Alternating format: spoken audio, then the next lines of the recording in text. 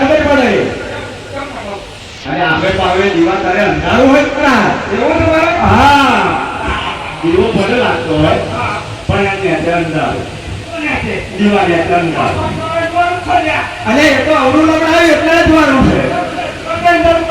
અને એ ઉપર જ અંધારું થાય અને એવું એ ઊંધો લગડાવ્યો એટલે કારું કર્યું